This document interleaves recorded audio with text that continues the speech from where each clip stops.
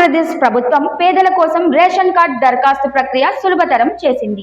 గ్రామ వార్డు సచివాలయాల ద్వారా కొత్త రేషన్ కార్డులు, సభ్యుల పేర్లు నమోదు, చిరునామా మార్పు వంటి సేవలను పద్ధతిగా అందిస్తున్నట్లు అధికారులు తెలిపారు.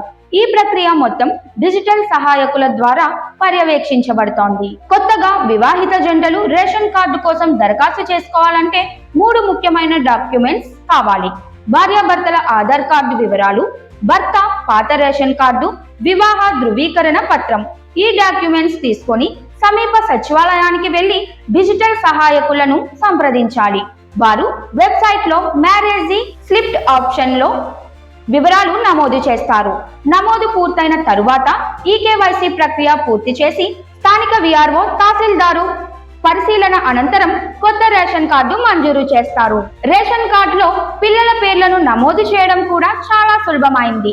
పిల్లల ఆధార్ కార్డు, బర్త్ సర్టిఫికెట్, తల్లిదండ్రుల రేషన్ కార్డు వివరాలను సచివాలయంలోని డిజిటల్ సహాయకులకు అందిస్తే విఆర్ఓ, తహసీల్దారు అనుమతితో కొత్త పేర్లు రేషన్ కార్డులో చేరుస్తారు. చిరునామా మార్పు, ఇతర సేవల కోసం కూడా కొత్త కార్డులు, పేర్ల నమోదు ప్రక్రియలతో పాటు సచివాలయాల్లో అవకాశం కల్పించారు. ప్రభుత్వం దరఖాస్తుల స్వీకరణను నిరంతరం కొనసాగించగా జారీ సమయపాలనను కూడా నిర్ధారించింది. జనవరి నుండి జూన్ మధ్య దరఖాస్తు చేసుకున్న వారికి జూలై నుండి డిసెంబర్ మధ్య దరఖాస్తు చేసుకున్న వారికి వచ్చే జనవరి నెలలో కొత్త రేషన్ కార్డులు అందిస్తారు.